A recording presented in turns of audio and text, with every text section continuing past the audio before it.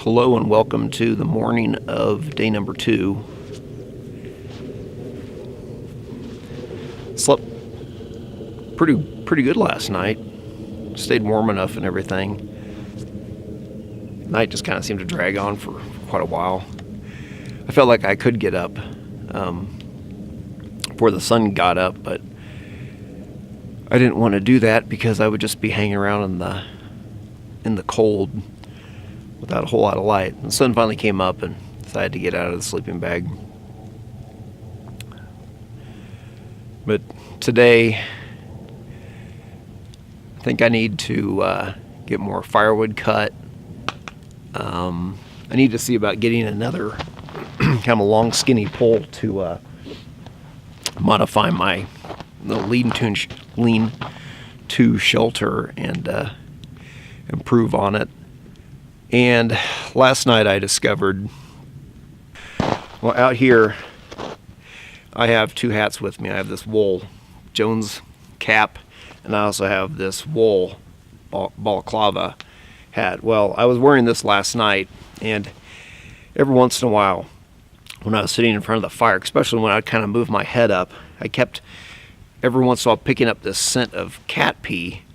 And at first it kind of freaked me out just a teeny bit because I almost wondered if a mountain lion had come through here and peed on something. Because 10 years ago when I was up at this spot, I did find a mountain lion track in the snow, or what I'm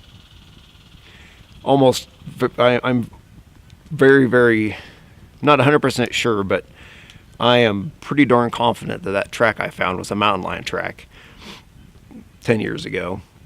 But I didn't have any trouble. It didn't really bother me too much then. I spent the night up here one night and didn't have any trouble at all. But anyway, so when I smelled that cat pee smell, I thought, well, I haven't seen any large animal prints up here at all. I saw the bear tracks on the trail coming up here. That's a little ways further down. So I didn't really think it was likely it was a mountain lion. But anyway, eventually I figured out what the smell was coming from. Apparently at home, one of our cats decided to pee on my wool balaclava. Thanks a lot, Jones or Sophie. I don't know who did it, but so another project for today is to take this down to the lake and try to wash it out. I don't have any soap with me, but just try to wash it out with water and then dry it out so I can wear it tonight when it gets cold. I guess, I don't know, stuff in pee is all water soluble, so hopefully the water will be enough to wash it out. But anyway, that's another project for today. But anyway, that's all for now.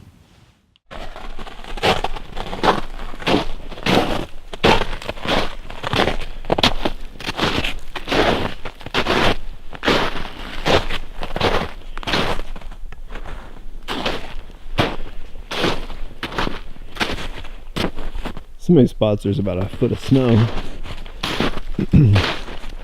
on the ground.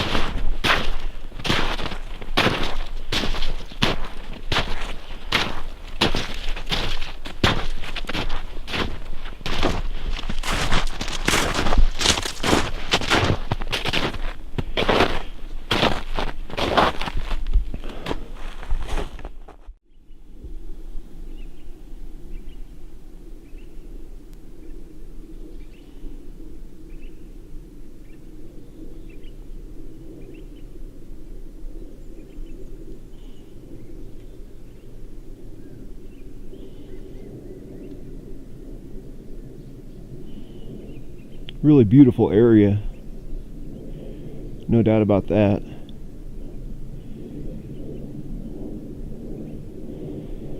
It's just really harsh this time of year to try to live in it for a while though.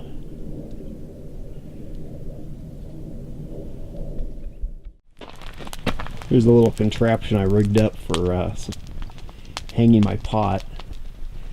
Built this tripod, which is pretty good size poles. Lashed it together up top with some paracord, and then I got this stick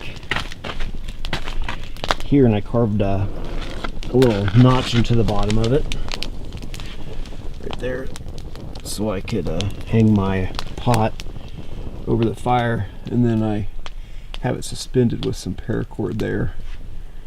And when I'm not using it, I take this and just flip it over one of the poles just to keep it out of the fire. So far it's worked really well. I'm really happy with it.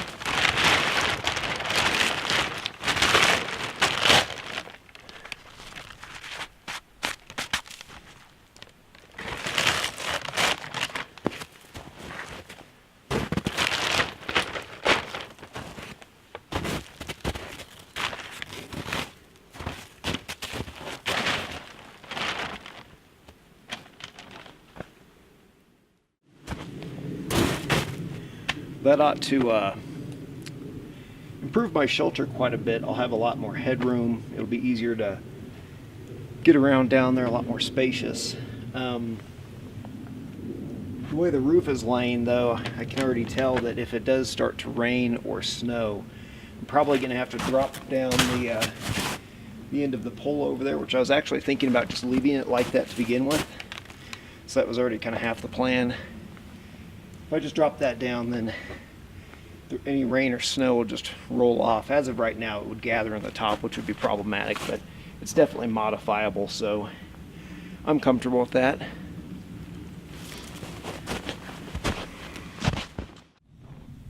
And the cat peed on balaclava has been washed and is now currently drying in the sun. And the washing attempt was a success because it smells a lot better now than it did. So, so far so good on that front. Well, I figured since I had been putting it off for a while, I decided I better finally explain what I'm up to out here.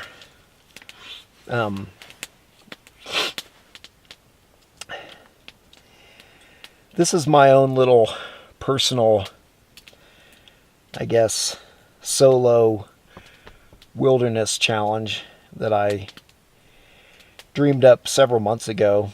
It was back in sometime in June, I think. It's now late October. So I'd put a lot of thought into this little challenge. Done a lot of planning, a lot of thinking about it, a lot of anticipating it, and it's not only is it here, I'm on day number 2 of it. My plan is to be out here. I hiked out yesterday, which was Sunday. I'll be out Monday, Tuesday, Wednesday, and then on Friday I will hike back out. I'll be honest with you, I am not looking forward to the hike out. With as heavy as that pack was getting in here, I'm just dreading that. But hopefully it'll be a little bit, hopefully the pack will be a little bit lighter, and at least it's basically more or less a downhill hike. But anyway, this little experience is just something that I wanted to do to kind of test myself. It's really nothing more than that. And I have to be completely honest. I was inspired to try to do something like this by watching the TV series Alone. I've watched all the seasons. I've rewatched all but the latest season, season 5. So I've seen all of them at least twice now. I think it's a really good show. It's a good survival show because they actually let people have some stuff. You know, they just don't throw you out with almost nothing and just let you pretty much completely starve for a certain amount of time. They actually give you somewhat of a chance to stay out there for a while. But anyway, I did draw inspiration from that show. And while I don't want this little challenge of mine to really in any way be some sort of a cheap knockoff of Alone, I did decide that I wanted to use the Alone, the whole 10 items thing, and use their gear list as a guide for what I would bring out here. The guide that is available on the History Channel website, it took me a while to figure this out. It took me several months, actually, but I think, unless they've changed it, I think that gear list was more for season 4 of the show, where they had the pairs. The way it's written out, there were a lot of, I won't go into details, but it's kind of tricky to look at that list and see how, like, what would count as a 10, one of the 10 items, and what wouldn't, because there's certain things on there like a sleeping bag, a knife, and a ferro rod, which are kind of included with your clothing allotment, and those items don't count towards the 10 items. And it took me a while to figure out that's because they kind of had to do that with the pairs. Otherwise, half their gear would have been taken up with really basic essential stuff like knives and sleeping bags and such. But anyway, using that as a guide, the 10 items that I chose to bring with me were, number 1, a tarp. They allowed a 12 by 12 tarp. I couldn't find one that was 12 by 12. I could only find 12 by 10, so I went a size up, and this is a 12 by 16. I just didn't want to. I'd rather have a little bit more tarp than a little less. Item number 2 is 20 meters of 550 paracord, and that's about 65 feet. Item number 3 was a saw. Maybe I'll show it later, but I have one of Bob Destrude's, I think that's how you say his last name, his folding saws from Minnesota, who Bob recently died earlier this year. I believe he was in his 90s, so he had a good long life. Item number 4, I have an axe. Item number 5, I have my Morris pot, a little bush pot. Item number 6, I have a stainless steel water bottle. My item number 7 is a headlamp. So then my item number 8 is my fixed blade knife. Item number 9 is my ferro rod, and item number 10 is my sleeping bag. There are some. I did bring a smaller sized poly tarp and my thermarest that I didn't include in my items, and the reason I brought those was I could have come out here and I could have cut off a lot of spruce boughs and made a big nice cushy pile of them that would have kept me off of the wet ground and insulated from the cold. There's spruce boughs all over the place out here. I totally could have done that if I felt that it was reasonable to do so, but I made a decision that I didn't feel that it would be very proper for me to do that when I could just bring my thermarest and another smaller tarp to put under it to keep things dry. So that's kind of my simulated bough bed, essentially, is my thermarest. and also the tarp that I brought to just put it underneath it to help keep things a little more dry, being that I'm like right on the wet ground instead of above it, which I would be if I had a big enough pile of greenery. That's just a kind of a leave no trace mentality sort of thing. I just didn't really feel that that was appropriate for me to do. So that's why I brought the Thermarest. I have to admit, a nice cushy spruce bough bed might be softer than just this Thermarest, but whatever. Also, out in this area, the Forest Service requires that anybody spending the night have a bear-resistant container to put their food in. So I have the bear canister, and it also doubles as a nice seat. That's just something that I was required to bring. It wasn't my choice, so that's kind of a freebie item. It's nice that you can sit on it, but it was not nice lugging that thing up here. It was part of the reason my pack was so heavy. But I will say that the gear list is quite generous with the clothing that it allows you to bring, and I stuck to that list. I made a couple trades here and there. Like I brought an extra pair of kind of like sort of like long underwear things to wear instead of a pair of rain pants. And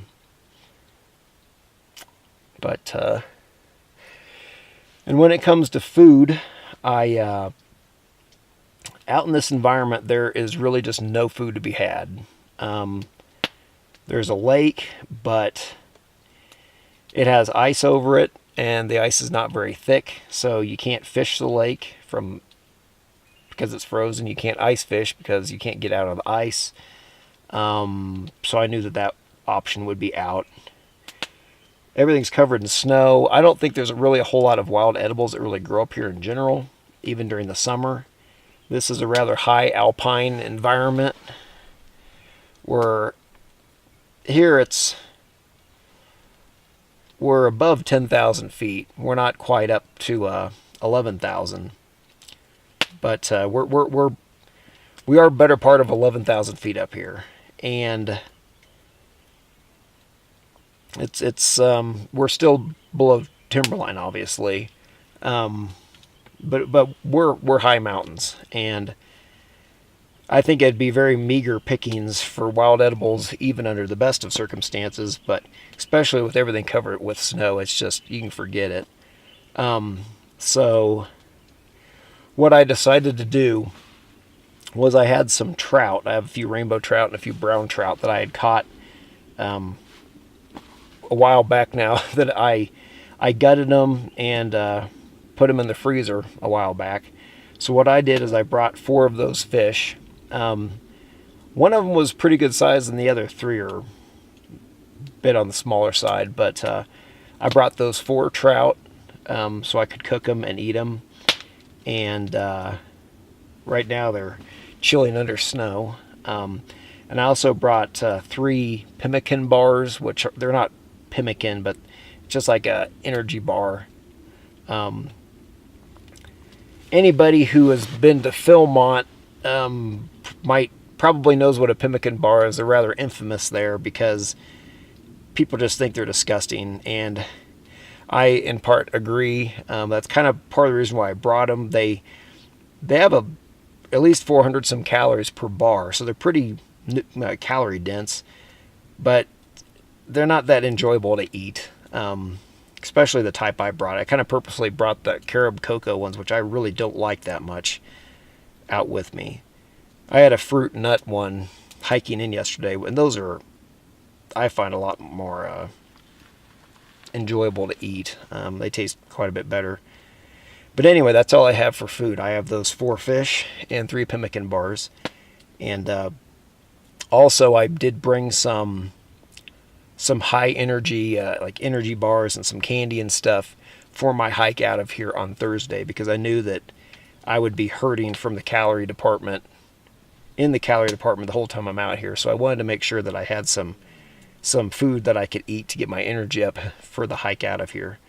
Because at that point in time, the challenge is over. I just got to get myself out and home. So that's what I'm up to. So far, so good.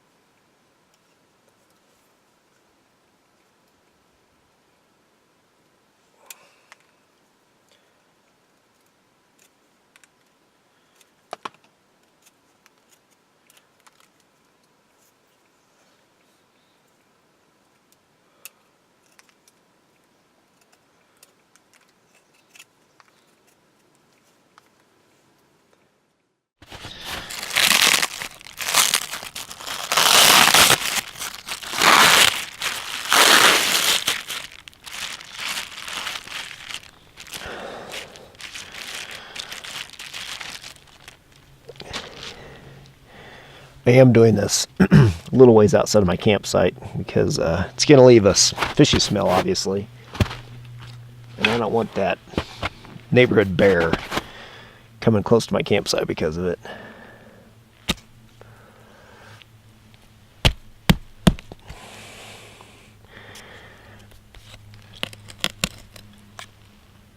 I think I'm going to save these fish heads and maybe boil them up into a pot of fish head stew, fish head soup, whatever, later on.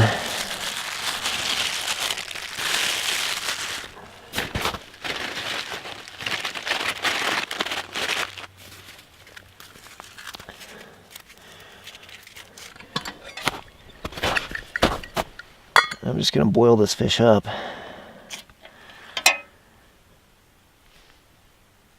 Extra pine needles off there, we don't need those.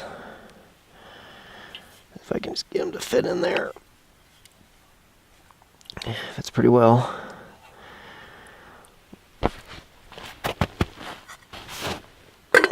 All right, onto the fire he goes.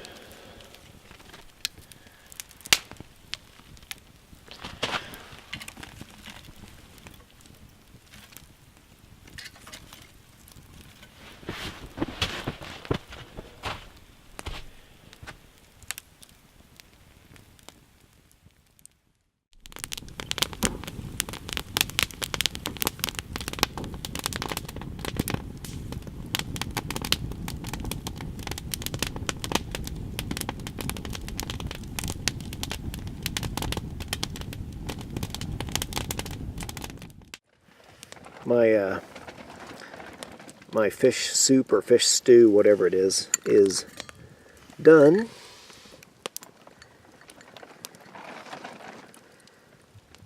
Probably doesn't look very good, but I tell you what,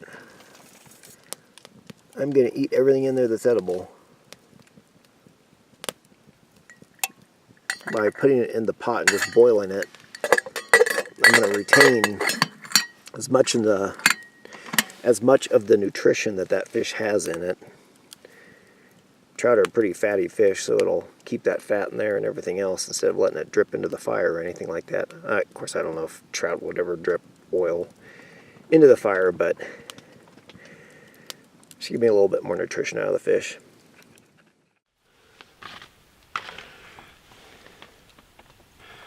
Well, here it goes with the fish soup. You know, it smells just like when I bake trout in the oven.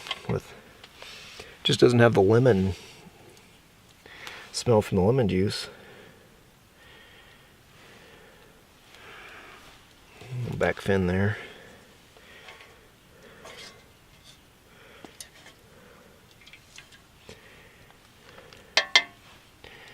I think I might need to let this cool down a little bit more before I eat it.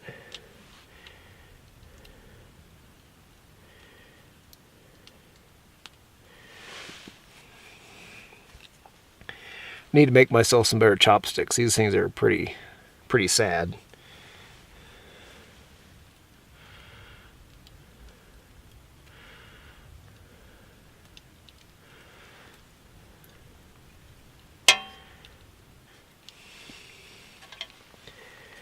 Might need to let this cool down a little bit more if I really dig in.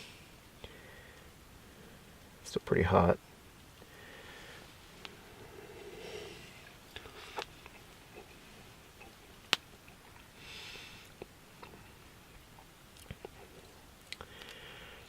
Tastes like trout, minus the lemon juice.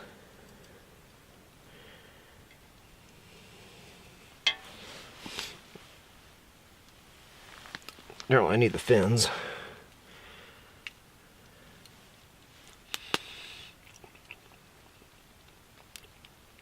The skin's not bad at all, to be honest with you. Not boiled down like that. I know a lot of the fat's right underneath that skin, so probably not a bad thing just to eat it all up.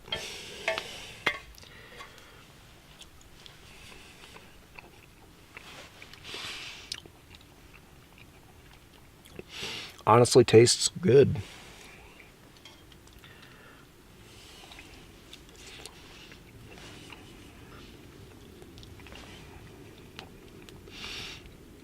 The last time I ate anything was on the hike in yesterday, which I don't even know how many hours that took. I'm not sure I really want to know. But I brought one of those pemmican bars with me, and I ate that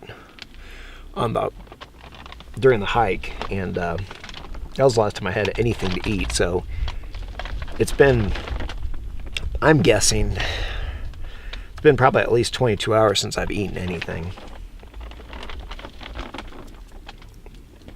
I will say, full disclosure here, I've been taking no-dose, like generic no-dose caffeine tablets every once in a while because I drink so much coffee normally that if I go without caffeine, I'll have some real problems. So at first when I started thinking about doing this, I thought, well, I'll bring coffee, not so much to enjoy it, but that way I can at least have my caffeine and won't get headaches and everything else. But I decided that really wouldn't be keeping in the spirit of a actual like survival type challenge. So I decided just to bring the no-dose instead. So I've been popping one of those every once in a while. I'm actually surprised I didn't get a headache yesterday because I didn't have any coffee in the morning before I hiked in, and it was like late afternoon or evening before I took any at all. But anyway, that's been going pretty well.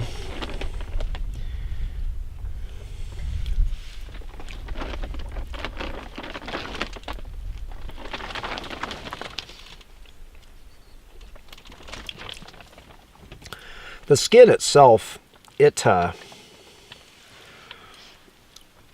skin there doesn't really taste like much of anything.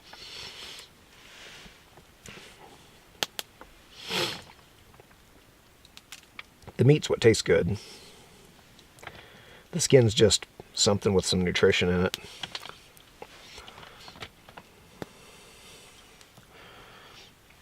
Yummy, yummy.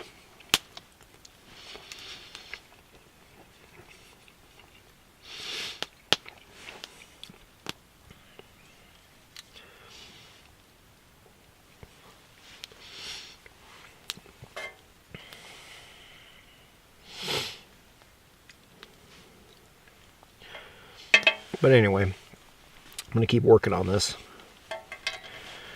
And I'm going to drink the water with a little bit of protein and fat swimming around in there. Get my maximum calories and nutrition out of this.